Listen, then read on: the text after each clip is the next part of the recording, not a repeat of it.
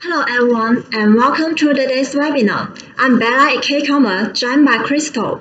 K-Commerce is the leading market intelligence provider in China. Hello, good to see you here. Before we start our webinar today, we will insert an updated quote on the yellow phosphorus market.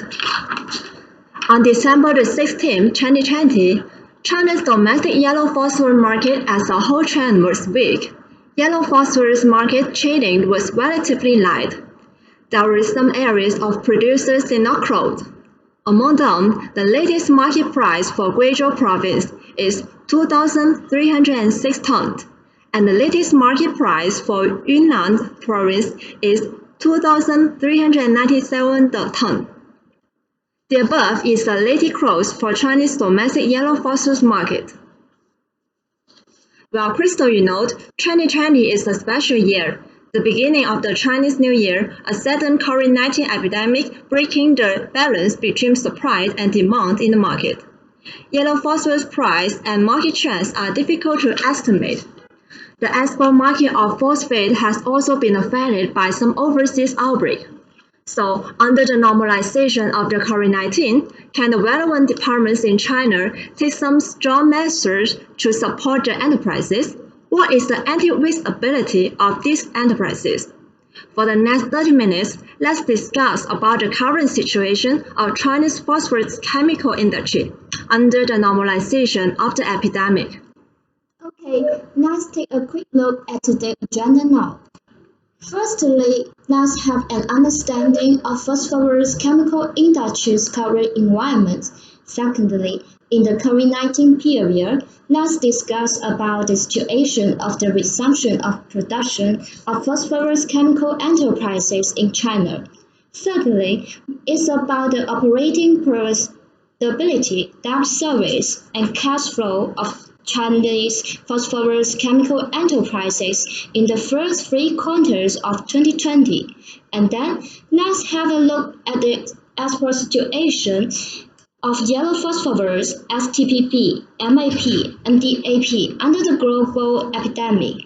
Lastly, we will give you an idea about the short-term trend of the market price of yellow phosphorus. A recorded version of this webinar will be available. We will upload it to YouTube and send you a link. If you have any question, send it in the chat box anytime, and we will personally email you after the webinar. Okay, let's start. First of all, let's talk about the overall environment of Chinese phosphorus chemical industry. At the political level, this year, the Chinese government has launched a series of supportive policies, such as lowering lending rates, lowering the reserve requirement ratio for banks, issuing local government bonds, increasing the amount of loans, and lowering the price of electricity for enterprises to promote the resumption of business. In view of the outstanding problem of environmental pollution in phosphorus chemical industry, in 2019, the Ministry of Ecological Environment triggered the Yangtze River Triphosphorus inspection and remediation technical guide. For phosphorus ore, phosphorus fertilizers, phosphorus-containing pesticides, yellow phosphorus and phosphorus gypsum reservoirs, and other 5 types of focus on rectification and transformation. This policy is bound to eliminate some backward environmental substandard production capacity. At the economic level, due to the epidemic prevention and control, the delay of the resumption of work, the obstruction of logistics, and the stagnation of downstream agricultural and industrial consumption have had some impact on the production and operation of phosphorus chemical enterprises. Under the influence of COVID-19, the growth rate of the main indicators of China's economic performance fell in January to February 2020, with the value added of industries above the scale falling by 30.5% year-on-year. For the socio-environmental level, Chinese malls reached 1.4 million by the end of 2019. With population growth driving an increase in total agricultural output and industrial value added, and demand for phosphorus chemical products increasing with population growth. However, it should be noted that with the development of urbanization, the proportion of agricultural workers decreased. Farmers' enthusiasm for growing grain is not high, and the public's awareness of environmental protection is gradually increasing. The demand for phosphorus fertilizer will also be reduced. In terms of technology environment, the internet, big data, cloud computing, artificial intelligence, and other high-tech help the development of phosphorus chemical enterprises. For example, the Industrial Environmental Grade Project, cooperated by Anhui Liuguo Chemical Company and Alibaba Cloud Computing Company, which uses phosphoric acid to extract production process data, raw material data, etc., to establish a phosphorus conversion rate prediction model. Through the analysis of data association model, the key factors affecting phosphorus extraction rate in different links are located. The verification and research output optimization are carried out, which of the great help to the capacity of efficiency of enterprises. As we all know, the phosphorus chemical industry is currently facing multiple environmental constraints, coupled with the impact of COVID-19, resulting in phosphorus chemical products in the market instability is relatively large. Now, Bella, let's take a look at the current situation of China's phosphorus chemical industry. Well, for the market dynamics, in March 2020, domestic output of phosphorus ore hit 5.45 million tons, down by 32.6% year-on-year. In the first quarter 2020, China produced a total of 30.37 million tons of phosphorus ore, decreasing by 36.4% year-on-year from 21.03 million tons in first quarter 2019. Phosphorus ore output declined mainly because the ore enterprises had difficulty selling their product in the earlier stage due to the COVID-19 epidemic, and they reduced production appropriately. In the second half of the year, demand for ammonium phosphate, DAP, and MAP was tight. The export market continued to improve, and prices show an upward trend. Despite the impact of the outbreak in the first half of the year on business operations and product sales, the earnings of 20 fertilizers listed companies increased by 31.7% year-on-year in the third quarter of 2020. Regarding the regional distribution, although the country has been orderly returned to normal production state, at the end of March, 90% of the phosphorus chemical enterprises in Hubei resumed production. In Guizhou, local enterprises to create a slab production to achieve the use of phosphorus gypsum. The measure in accordance with a principle of who discharges slab, who governs, who uses, who benefits. Linking the elimination of phosphorus gypsum by the phosphorus gypsum production enterprises to the production of phosphoric acid and other products, forcing enterprises to speed up the comprehensive utilization of the phosphorus gypsum resources. In Yunnan, Yunnan Yuntianhua Company intends to acquire Yunnan Diammonium Company. According to the acquisition announcement issued by Yuntianhua, Diammonium currently has a more complete synthetic ammonia fertilizer called alkali industry chain, including a set of synthetic ammonia production equipment. The capacity of liquid ammonia is 500,000 tons annually. The capacity of sulfur is 10,000 tons annually.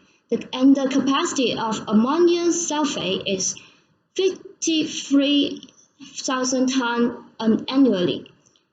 Urea production plant and the capacity of urea is 350,000 tons annually. Coal-based production plant set. The capacity of uric alkali is 180,000 tons annually, and the capacity of ammonium chloride is 180,000 tons annually.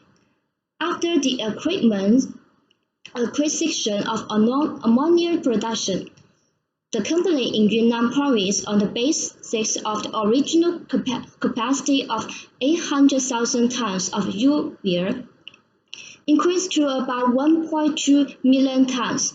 Finally, look at the situation in Sichuan. Sichuan Huaban Zhonghe plans to build 200,000 tons of phosphorus gypsum treatment project. There are only a few updates on the market and business dynamics here. If you would like to learn more about the updated phosphorus chemical industrial dynamics, I recommend you to have a look at our website and contact our team for any questions and inquiries. At present, Chinese neighboring compound fertilizer accounted for about 76% of the industry, 11% of the production of yellow phosphorus, and remaining 12% of a variety of phosphates, and so on. Here, we list 10 of Chinese leading enterprises of phosphorus fertilizer and 5 phosphorus chemical products. The main productions of 5 phosphorus chemical enterprises are Xinfa, Chuanheng, Hongda, and Chengxin. The main production of phosphorus fertilizer enterprises are Yihua, Yuntianhua, Liuguo, Theater, Wingzhi, and Xinyangfeng. Alright, Crystal, let's talk about the total asset margin, current ratio, and cash flow ratio of these 10 companies. Okay, firstly, let's look at the profit margin of total assets. We can see the industry average total asset margin for the first 3 quarters of 2018 to 2020, from 3.36% in 2018 to 2.69% in 2019, and 1.95% in 2020, with a clear downward trend. In 2020, a total of 5 of these 10 companies have lower total asset margins than in the same period in history, mainly because the COVID-19 affecting the operation of enterprises, resulting in a decline in operating profitability in the first half of the year. However, it's worth noting that Honda's total asset margin declined the most, to -7.1077% from the company's third quarter 2020 report. Due to the impact of COVID-19, the main raw material supply shortage, production and sales have declined, thereby affecting its operating income and investment income. Among them, the total asset profit margin of Liuguo, Chuanheng, Theater, Wingzhi, Xinyangfeng is higher in the industrial average is of 1.95%. Relatively speaking, the competitiveness and the development of industries have advantages. Thus, Tyler, could you introduce the fluctuation in current ratios? Okay, no problem. Let's look at this chart. On this chart, Theater has the highest current ratio of 2.83%, and the company's current ratio in the last 3 quarters of 2018 and 2019 is above 2%. Chuanheng's current ratio has increased significantly over the same period in history, indicating that the solvency of the enterprises is further enhanced, and the current ratio of the remaining enterprises is not much different from the same period in history, with no significant change. By comparison between industries, the current ratio of Chuanheng, Theater, and Xinyangfeng's share are higher than the industry average level of 1.25%. So the short-term liquidity reserves of these 3 companies meet the short-term debt serving needs and a better solvency. The current ratio of the remaining 7 companies is much less than 1%. So in the short term, they are less solvable. Finally, let's look at the cash flow ratio aspect. The chart shows that in the first 3 quarters of 2020, only Chunheng, Theater, and Xinyangfeng has a cash flow ratio higher than the industrial average ratio of 21.72%, of which the cash flow ratio of Theater and Xinyangfeng are 3 times more than the industrial average level, and it is increasing year by year, indicating that the two companies can relate on cash flow generated by operating activities to repay the debt, which is of some help to the long-term development of the company. The remaining 7 companies for short-term solvency is weak, far below the industrial average ratio, which greatly increases the short-term capital risk. Yes, you can see from this table by comparing the ratio between industries and corporate history. Chunheng, Theater, and Xinyangfeng's operating profitability, debt service, and cash flow are upstream positions, and their combined capabilities have an absolute advantage among industries. China's resumption of production and work is spreading in an orderly manner, but the overseas epidemic is still spreading, so the first to be checked is the export. What is the impact of the export of COVID-19 phosphorus chemical products? Here is a detailed export analysis for you. Our researchers compare the price and export volume of yellow phosphorus, STPP, MAP, DAP products for the 2 different periods. But let's look at this chart. The export of yellow phosphorus. According to China's custom data from January to September 2020, only 51.2 tons yellow phosphorus were exported in July, with an export price of $3,370.16 per ton. In the same period of 2019, China exported a total of 1,160.4 tons yellow phosphorus, with an average price of $2,912.66 per ton. Because of COVID-19 occurs during China Spring Festival, China yellow phosphorus producer resumed production time was delayed. The transportation, logistics, warehousing, and other supporting industries are limited. Inspection and quarantine work more stringent. These factors in the short term directly affect the export of yellow phosphorus. As we can see in this chart, yellow phosphorus export will fall sharply in the first 3 quarters of 2020, down by 95% year-on-year. Although Chinese yellow phosphorus production enterprises has resumed production, but the spread of overseas outbreaks, yellow phosphorus export market has been affected to some extent. In general, COVID-19 is the second factor affecting yellow phosphorus exports. According to the latest news of our researchers, there was no yellow phosphorus exported from China in October either. Well, let's look at the export of STPP. In January to September 2020, the total export volume of STPP is 75,565.97 tons, with an average price of $749 per ton, while in January to September 2019 was 83,082 tons, with an average price of $802 per ton. In 2020, STPP export shrank significantly after March. An export market did not pick up until the second half of the year, while export price peaked at $789 per ton in April and then fell slightly. Overall, the total export volume of STPP decreased compared with the same period last year.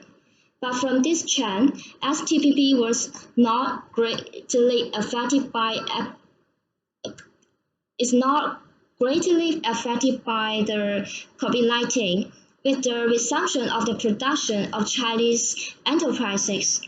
STPP production is gradually returning to normal levels. The market supply and demand is relatively balanced. In the export prices appear to fall back. Bella, could you help us to understand the export situation of MAP in China now? Of course, in January to September 2020, the total export volume of MAP is 1,940,022 tons, with an average export price of $322.2 per ton, while in January to September 2019 were 2,052,007 tons, with an average export price of $392.64 per ton, down by 6.72% and 17.94% year-on-year respectively. MAP export market has been relatively stable so far this year, with the largest export volume reaching 232,408 tons in March. Price only fell out of $300 per ton trend line in March. The rest of the month has been maintained at more than $300 per ton. The second half of the year began to show a small upward trend, but limited gains. Similarly, in January to September 2020, the total export volume of CAP is 4,171,249 tons, with an average export price of $306.71 per ton. In January to September 2019, total export amount was 4,824,267.44 tons, with an average export price of $376.57 per ton, down by 30.54% and 80.55% year-on-year. DAP export decreased slightly in the first half of 2020, with lowest export volume in January to February. In the second half of the year, the export situation improved and the volume of exports gradually returned to the level of the same period in last year, while DAP's export price also fell in January to March, after which they rose slightly. Okay, as above analysis, we can sum up for two aspects. From the supply side, China's phosphorus chemical enterprises gradually resumed production in response to the adverse aspect of COVID-19 to export chain. China has stepped up counter-cyclical adjustment and financial support, and various local governments and departments have introduced measures to increase support for related enterprises. It seems that the phosphorus chemical industries after the outbreak gradually returned to normal production, with the normal production of enterprises, logistics, and transportation large-scale recovery. The industry's chain supply gradually recovery, and the supply of phosphorus chemical products will gradually improve. From the demand side, affected by COVID-19 and the process of virtual production, the export market in the first half of 2020 was affected to some degree, but it can also be seen that the overall stability of overseas markets. The demand of phosphorus chemical products, except for yellow phosphorus, is generally warming. Bella, can you talk about the short-term forecast of the yellow phosphorus market? I think a lot of people are more concerned about this issue. Okay, at present, the upstream products of yellow phosphorus ore market is more stable. Overall, there is no greater fluctuations. While the downstream enterprises demand is not good, yellow phosphorus slow sales. Inventory backlog is large. do not rule out the possibility of yellow phosphorus production and prices sold at low prices. Although Yunnan, Sichuan, and other places into winter dry season, and the hydropower price has been raised, the upward range is not large. It is expected that the market price adjustment space of yellow phosphorus will narrow in the short term, and supply and demand still need to wait and see. In the short term, yellow phosphorus price fell slightly, but due to production costs, the decline was modest. Okay, that's all the information we shared in this webinar today. Thank you very much for attending, and we hope you could get some key points out of the presentation. If you have any questions left, please write them down in the chat box anytime, and we will gather all of them and answer them detailed to your email as soon as possible. All the information was enabled by our branch CCM and Channel 6. If you want to find out more, I recommend you to have a look at our website and contact our team for any questions and inquiries.